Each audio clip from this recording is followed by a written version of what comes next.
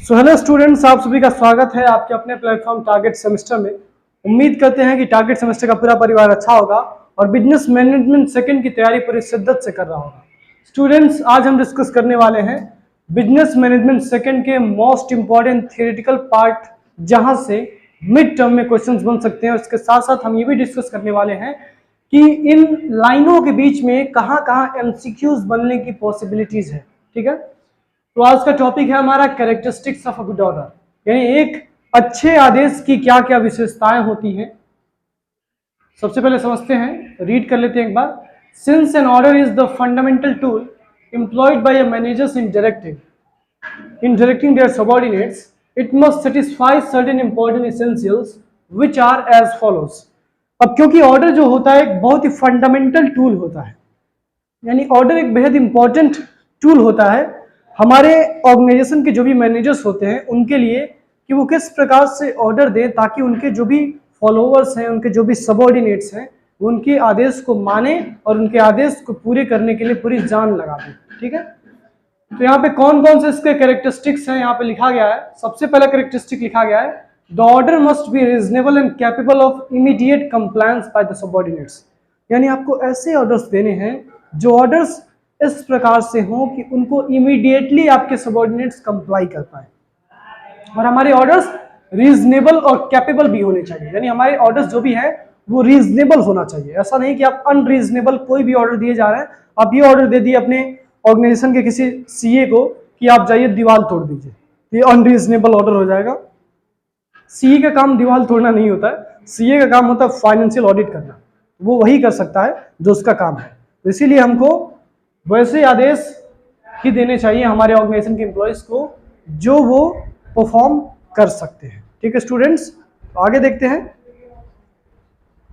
दूसरा पॉइंट इसमें लिखा गया है, the superior should not use N order if the capacity of and experience of the subordinates receiving the instruction is not sufficient to comply with it। यानी superior को कभी भी ऐसा ऑर्डर इशू नहीं करना चाहिए जो ऑर्डर हमारा सबऑर्डिनेट कंप्लाई ही न कर पाए। कैसा ऑर्डर इशू नहीं करना चाहिए? सुपीरियर को कभी भी ऐसा ऑर्डर इशू नहीं करना चाहिए जो ऑर्डर हमारा एम्प्लॉय कंप्लाई ही न कर पाए। जो ऑर्डर्स हमारे एम्प्लॉयज कंप्लाई कर सकते हैं, जिन ऑर्डर्स को फॉलो कर सकते हैं, उन्हीं ऑर्डर्स को हमें उनको देना चाहिए। ठीक है, अगला इसमें कैरेक्टरिस्टिक दिया है, a good order must also be compatible with purposes and objectives of the enterprise. यानी एक अच्छा आदेश जो होता है वो हमारे ऑर्गेनाइजेशन के ऑब्जेक्टिव से, हमारे ऑर्गेनाइजेशन के गोल्स और पर्पसेस से जुड़ा होना चाहिए। अगला पॉइंट इसमें दिया गया, the directive should be intelligible, complete and clear. The subordinate can not be expected to carry out an order which he does not understand. यानी हमको ऐसे ऑर्डर नहीं देने चाहिए जो ऑर्डर्स हमारे सबऑर्डिनेट समझ ही नहीं पा रहे। ऑर्डर्स जब भी आप दें तो पूरी क्लैरिटी के साथ दें, पूरी स्पष्टता के साथ दें, ताकि आपके जो भी सबऑर्डिनेट्स हैं वो आपको, आपके ऑर्डर्स को आसानी से समझ पाए। अगला पॉइंट है, the tone of the order should also be appropriate. यानी जब आप ऑर्डर दे रहे हैं तो ऑर्डर देते समय टोन जो होना चाहिए आपका, टोन का मतलब यह है कि बोलने का लहजा आपका जो होना चाहिए वो लहजा बहुत अप्रोप्रिएट होना चाहिए। ऐसा नहीं होना चाहिए कि आप किसी भी प्रकार से किसी भी लहजे में ऑर्डर दिए जा रहे हैं। यदि आप किसी भी लहजे में ऑर्डर देंगे तो आजकल के एम्प्लॉयज ऐसे नहीं है कि वो आपके गुलाम बन के आपके काम करेंगे। एम्प्लॉयज को ऐसा लगना चाहिए कि वो हमारे ऑर्गेनाइजेशन के एक इंपॉर्टेंट सदस्य हैं, वो हमारे ऑर्गेनाइजेशन के गुलाम या नौकर नहीं है। तो आपको ऑर्डर देते समय अपना टोन यानी अपना लहजा भी ध्यान देना चाहिए। अगला पॉइंट इसमें दिया गया है, a considerate tone in oral and written directives is likely to stimulate willing enthusiastic acceptance, which of course is preferable but to routine or rude-going acceptance or outright rejections। यानी यदि आप चाहते हैं कि आपका जो भी ऑर्डर आप दें वो सारे के सारे ऑर्डर्स आपके एम्प्लॉयज फॉलो करें, तो आपको ऑर्डर को इस प्रकार से डिलीवर करना होता है, इस लहजे में डिलीवर करना चाहिए कि आपका एम्प्लॉय यानी आपका जो भी सबऑर्डिनेट है उसको ऐसा लगे कि आदेश हमारा मैनेजर अपने लिए नहीं, ये हमारे लिए दे रहा है। मतलब वो ऑर्डर लगे उसको कि ये मेरा खुद का ऑर्डर है, ये मैं खुद कर रहा हूं, ये मुझे कोई दूसरा आदेश नहीं दे रहा है। मतलब इस प्रकार से आपको ऑर्डर देने हैं। ठीक है, चलिए अब यहां पे लिखा गया है रिटन वर्सेस ओरल डायरेक्टिव्स। ये इंपॉर्टेंट नहीं है उतना, आगे बढ़ जाते हैं।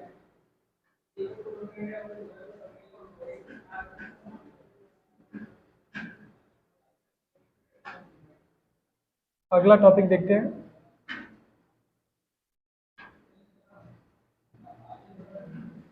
क्योंकि इसमें से हर एक टॉपिक्स इंपॉर्टेंट नहीं है, जो टॉपिक्स इंपॉर्टेंट हैं वहीं से हम लोग डिस्कस करेंगे। हाँ, ये टॉपिक इंपॉर्टेंट है, टेक्निक्स ऑफ डायरेक्शन, यानी अलग अलग तकनीक होते हैं निर्देशन देने के लिए। तो कौन कौन से तकनीक होते हैं, कौन कौन से टेक्निक्स होते हैं, यहां से क्वेश्चंस डेफिनेटली बन सकते हैं। So the manager has his disposal 3 broad techniques of direction, यानी मैनेजर्स के पास 3 ब्रॉड टेक्निक्स होते हैं डायरेक्शन के लिए। सबसे पहला है कंसल्टेटिव डायरेक्शन, यानी एक ऐसा डायरेक्शन होता है जिसमें आप डायरेक्शन देने से पहले कंसल्ट करते हैं। रीड कर लेते हैं। The essential characteristic of this method is that the executive consult with the subordinates concerning the feasibility, यानी आप जब भी ऑर्डर दे रहे हैं, जब भी आप डायरेक्ट कर रहे हैं, तो डायरेक्शन देने से पहले सबऑर्डिनेट्स के राय को भी आप जान लेते हैं। यदि आप सबऑर्डिनेट्स को राय को पहले जानते हैं, बाद में आप उनको डायरेक्शन देते हैं, then in this case you are following consultative technique of direction. ठीक है, अब यहाँ पे इंपॉर्टेंट उतनी सारी चीजें नहीं है, जो चीजें इंपॉर्टेंट है बस वही जानिए। अगला है free range direction. Free range direction यानी एक ऐसा डायरेक्शन होता है जहां पे आप जब भी डायरेक्शन देते हैं अपने एम्प्लॉयज को, तो वो छोड़ देते हैं उनपे, ठीक है, कि आपको जिस प्रकार से करना है आप उस प्रकार से करिए। देखते हैं, इसको रीड कर लेते हैं। When the manager uses the free range technique he goes further than his does in consultative method, यानी जब भी मैनेजर फ्री रेंज टेक्निक का यूज करेगा तो वो फ्री रेंज टेक्निक का यूज करते समय कंसल्टेटिव मेथड से भी ज्यादा आजादी देगा अपने ऑर्गेनाइजेशन के एम्प्लॉयज को। So the free rein technique encourages and enables the subordinates to contribute his own initiative, यानी फ्री रेन में खुद सबऑर्डिनेट्स जो होते हैं वो खुद बताते हैं कि आपको किस प्रकार से डायरेक्शन देना है। ठीक है, यानी यहाँ पे ज्यादा जो इंपॉर्टेंस होता है वो खुद सबऑर्डिनेट्स का ही होता है, सुपरवाइजर का उतना ज्यादा इंपॉर्टेंट नहीं होता है। अगला है ऑटोक्रेटिक डायरेक्शन। ये सबसे फेमस डायरेक्शन है आजकल जो हमारे देश में, जो आप लोग सुन रहे होंगे कि तानाशाह कुछ हो गए हमारे देश में। जैसे आपने अतीक अहमद का नाम सुना होगा, जो अभी एनकाउंटर हाल ही में उनका हो गया है। उनका तो नहीं कह सकते, वो एक खूंखार आतंकवादी तो नहीं कह सकते, लेकिन क्रिमिनल जरूर थे। इसके अलावा आपने किम जोन का नाम सुना होगा, आपने एडल्फ हिटलर का नाम सुना होगा। ये जो लोग हैं ये हमेशा ऑटोक्रेटिक डायरेक्शन का यूज करते हैं, यानी तानाशाही निर्देशन। ऐसा निर्देशन देते हैं कि मतलब इनको ऐसा लगता है कि हमको अपने सबऑर्डिनेट से कुछ मतलब नहीं है, बस हम जो डायरेक्शन दे रहे हैं, हम जो बात कह रहे हैं वो बात पूरी होनी चाहिए। इनका मकसद केवल अपनी बात पूरी कराने से होता है। इसको हम कहते हैं ऑटोक्रेटिक डायरेक्शन, जिसमें पूरा जो चलता है वो लीडर्स का ही चलता है। अगला इसमें टॉपिक है performance appraisal and review. Performance appraisal and review क्या होता है? शायद इसके पीछे के कुछ पेजेस ऐसे हैं जो नहीं है इसमें, कोई बात नहीं, चलिए देख लेते हैं। परफॉर्मेंस अप्रेजल क्या होता है? परफॉर्मेंस अप्रेजल यानी परफॉर्मेंस का एनालिसिस करना, यानी आपके ऑर्गेनाइजेशन के जो भी एम्प्लॉयज हैं, आपने उनको एक बार सेलेक्ट कर लिया, एक बार वो ऑर्गेनाइजेशन में काम करना शुरू कर दिए, तो उसका मतलब ये नहीं कि वो हमेशा अच्छे से काम करेंगे। ये भी हो सकता है कि वो धीरे धीरे अपने काम का जो स्तर है, उस काम के स्तर में वो गिरावट करने लगे, वो अपना काम अच्छे से न कर पाए। तो उस केस में क्या होगा? हमारी ऑर्गेनाइजेशन का नुकसान होगा। इसीलिए हमको हमेशा परफॉर्मेंस का एनालिसिस करना पड़ता है कि हमारे ऑर्गेनाइजेशन के एम्प्लॉयज जो हैं वो अच्छे से काम कर रहे हैं या नहीं कर रहे हैं। यदि वो अच्छे से काम कर रहे हैं तब तो बेहतर है, लेकिन यदि वो अच्छे से काम नहीं कर रहे हैं तो उनको बताया जाता है कि आप अच्छे से काम करिए, अन्यथा आपका डिमोशन कर दिया जाएगा या फिर आपको ऑर्गेनाइजेशन से बेदखल कर दिया जाएगा। ठीक है, so the actual operations and reviewed by the board of directors to ensure that what was planned is accomplished with effectiveness and efficiency। यानी जो असली परफॉर्मेंस अप्रेजल होता है वो किया जाता है बोर्ड ऑफ डायरेक्टर्स के द्वारा। बोर्ड ऑफ डायरेक्टर्स यानी जो टॉप लेवल मैनेजमेंट के लोग होते हैं उनके द्वारा किया जाता है। वो एक पूरी टीम होती है बोर्ड ऑफ डायरेक्टर्स की, वो लोग करते हैं और वो उसमें डिटरमाइन करते हैं, वो ये ध्यान देते हैं कि जो हमने प्लान किया था कि हमको ये टारगेट अचीव करना है, इन गोल्स को अचीव करना है, इन ऑब्जेक्टिव्स को अचीव करना है, क्या हम उन गोल्स को, उन ऑब्जेक्टिव्स को, उन टारगेट्स को अचीव कर पा रहे हैं जो हमने प्लान किया था, या फिर नहीं कर पा रहे हैं। तो ये होता है आपका परफॉर्मेंस अप्रेजल। परफॉर्मेंस अप्रेजल यानी परफॉर्मेंस का एनालिसिस करना, कि हमने जो प्लान किया था क्या हम वो अचीव कर पा रहे हैं या फिर नहीं कर पा रहे हैं। यदि नहीं कर पा रहे हैं तो क्यों नहीं कर पा रहे हैं, उसके पीछे कौन जिम्मेदार है, ये सब कुछ हम परफॉर्मेंस अप्रेजल में देखते हैं। अगला टॉपिक है सुपरविजन। सुपरविजन से उतने क्वेश्चन तो नहीं आते लेकिन फिर भी देख लेते हैं, काफी इंपॉर्टेंट है। यहां से क्वेश्चंस आते हैं सुपरवाइजर्स रोल इन मैनेजमेंट। यहां से क्वेश्चंस आप देखेंगे यदि तो पिछली बार क्वेश्चंस यहां से बने हैं, ठीक है। सुपरविजन की बात करें तो सुपरविजन का मतलब होता है ऊपर से देखना। Supervision means seeing the subordinates from top, यानी आपके जो भी सबऑर्डिनेट्स हैं वो काम कर रहे हैं और ऊपर से हम उनकी निगरानी कर रहे हैं कि क्या वो सही से काम कर रहे हैं या फिर नहीं कर रहे हैं। और यदि वो सही से काम नहीं कर रहे हैं तो उनको टोकना, उनको बताना कि आपको किस प्रकार से काम करना है, आप किस प्रकार से काम करने के लिए हायर किए गए हैं, ये सब कुछ उनको बताना आता है under supervision. So top management sets the objectives, middle management try to achieve them, and supervisory management actively helps the middle management in achieving the objectives set up by top management। सबसे पहले हमारी organisation में जो भी objectives होते हैं यानी जो भी उद्देश्य होते हैं वो सेट करती है top management. Top management set तो कर देती है लेकिन उसको अचीव करने के लिए काम करता है middle management and lower management. लेकिन मिडिल मैनेजमेंट और लोअर मैनेजमेंट अकेले अकेले काम नहीं करते हैं, मिडिल मैनेजमेंट और लोअर मैनेजमेंट साथ में मिलकर काम करते हैं ताकि हम टॉप मैनेजमेंट के जो भी ऑब्जेक्टिव्स हैं, उनके जो भी उद्देश्य हैं उनको हम अचीव कर पाए, ठीक है। So supervisory management is represented by supervisors and departmental chiefs. The supervisor not only get things done but they get the things done willingly and harmoniously through employees. यानी सुपरवाइजर्स का काम केवल ये नहीं होता कि वो काम कंप्लीट करवाए, यानी काम और सबऑर्डिनेट से करवा के दें। उनका काम ये भी होता है कि जब सबऑर्डिनेट्स काम कर रहे हैं तो सबऑर्डिनेट्स को फोर्सफुली काम ना करवाया जाए, एक ऐसा वर्क इन्वायरमेंट क्रिएट किया जाए, एक ऐसे पॉजिटिव वाइब्स क्रिएट किए जाए कि सबऑर्डिनेट्स को ऐसा लगे कि हम खुद ही काम करें, वो विलिंगली काम करें, वो डेलिबरेटली काम करें, उनको काम करने के लिए फोर्स ना करना पड़े, ठीक है। जैसे हमारी टेक्निकल टीम है, उनको काम करने के लिए कभी फोर्स नहीं करना पड़ता है, वो हमेशा अपने आप ही काम करने लगते हैं, एक बार भी उनको फोर्स करने की आवश्यकता नहीं पड़ती है। जैसे आप लोग हैं तो आप लोग को हमेशा बार बार फोर्स करना पड़ता है कि आपको पढ़ाई करनी है, ये बहुत गलत है। आपको भी विलिंग एक और अंदर से विलिंग एक होना चाहिए, आपकी इच्छा होनी चाहिए कि आप खुद से काम करें और खुद से पढ़ाई करें और खुद से टारगेट्स और गोल्स अपने अचीव करें, ठीक है। अगला है व्हाट इज सुपरविजन। सुपरविजन क्या है तो हमने आपको बताया, सुपरविजन का मतलब होता है सुपरवाइज करना। सुपरविजन जो शब्द है वो दो शब्दों से मिलकर बना है, एक बार हम आपसे डिस्कस कर लेते हैं इनके शब्दों को। पहला शब्द है सुपर, दूसरा शब्द है विजन। विजन का मतलब होता है दृष्टि, देखना, एंड सुपर का मतलब होता है ऊपर से यानी टॉप।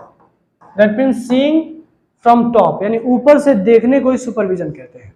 यानी यदि आप ऑर्गेनाइजेशन के एम्प्लॉयज को उनके परफॉर्मेंस को आप ऊपर से देख रहे हैं कि वो सही से काम कर रहे हैं या नहीं कर रहे हैं तो इसी को हम सुपरविजन कहते हैं, ठीक है।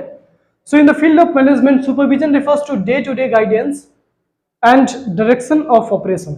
यानी मैनेजमेंट के फील्ड में सुपरविजन जो होता है वो डे टू डे ऑपरेशन होता है, जिसमें हम लगातार निरंतर अपने ऑर्गेनाइजेशन के एम्प्लॉयज को देखते हैं कि क्या वो सही से काम कर रहे हैं या फिर नहीं कर रहे हैं, ठीक है। So the term supervision is normally used in the organizational and management literature to mean overseeing the performance। यहाँ पे एक important line लिखी गई है, to mean overseeing the performance of tasks assigned and to rank and file of workers and non-managerial persons। यानी जो supervision होता है उसके माध्यम से हम सबसे पहले तो अपने ऑर्गेनाइजेशन के एम्प्लॉयज को देखते हैं ऊपर से, क्या करते हैं उनको देखते हैं ऊपर से और ये पता लगाते हैं कि जो भी उनको टास्क असाइन किए गए हैं, जो भी उनको काम सौंपा गया है, क्या वो काम अच्छे से कर रहे हैं या फिर नहीं कर रहे हैं, ठीक है स्टूडेंट्स। अगला टॉपिक है सुपरवाइजर्स रोल इन मैनेजमेंट। अच्छा, इसमें कुछ और भी चीजें हैं जो इंपॉर्टेंट है यहाँ पे। Supervision concentrate on 4 main parts of management in action. ये लाइन आपकी इंपॉर्टेंट है, यहाँ से एमसीक्यू बन सकता है कि सुपरविजन किन 4 पार्ट्स पे कंसंट्रेट करता है। तो ऑप्शन ये है, यहाँ पे ऑप्शन नहीं है, यहाँ पे पॉइंट नंबर 1 है डायरेक्शन, पॉइंट नंबर 2 है मोटिवेशन, पॉइंट नंबर 3 है लीडरशिप एंड पॉइंट नंबर 4 है कोऑर्डिनेशन। यानी आपका जो सुपरवाइजर होता है वो सुपरविजन में 4 चीज़ों पे गौर करता है। सबसे पहला डायरेक्शन यानी निर्देशन, दूसरा मोटिवेशन यानी प्रेरणा, तीसरा लीडरशिप यानी नेतृत्व, चौथा कोऑर्डिनेशन यानी समन्वय यानी सामंजस्य। यानी सुपरविजन में जो एम्प्लॉयज होते हैं, जो भी मैनेजमेंट के लोग होते हैं, वो 4 चीज़ों पे फोकस करते हैं, direction, motivation, leadership and coordination. So all these parts are closely interconnected and interdependent. ये जितने भी चारों पार्ट्स हैं ये सभी के सभी आपस में संबंधित हैं, इंटरकनेक्टेड हैं और इंटरडिपेंडेंट हैं। Supervisor is the only level of management which is in direct touch with the rank and file of workers। यानी जो सुपरवाइजर्स होते हैं लोअर लेवल मैनेजमेंट के, वही ऐसे इंसान होते हैं, वही मैनेजमेंट के हिस्से होते हैं जो हमारे लोअर लेवल मैनेजमेंट के लोग जो होते हैं वो वर्कर्स के साथ डायरेक्ट टच में रहते हैं। यानी वही ऐसे लोग होते हैं जो डायरेक्टली वर्कर्स के साथ कम्युनिकेट कर पाते हैं, इसीलिए इन्हीं को सुपरविजन का काम सौंपा जाता है। ठीक है स्टूडेंट्स, तो आगे डिस्कस करेंगे supervisor's role in management next video में। तब तक पढ़ते रहिए पूरी शिद्दत के साथ और सेमेस्टर एग्जाम के डर को इसी प्रकार से समाप्त करते रहिए। और एक और चीज़, ठीक 8 बजे जुड़ना ना भूलें। आज हम 8 बजे आपके लिए एक लाइव क्लास अरेंज कर रहे हैं जिसमें हम डिस्कस करेंगे कंसेप्ट सारे के सारे और एमसीक्यूज जो आपके एग्जाम के पॉइंट ऑफ व्यू से बेहद इंपॉर्टेंट है। ठीक है स्टूडेंट्स, तो मिलते हैं आपकी लाइव क्लास में ठीक 8 बजे।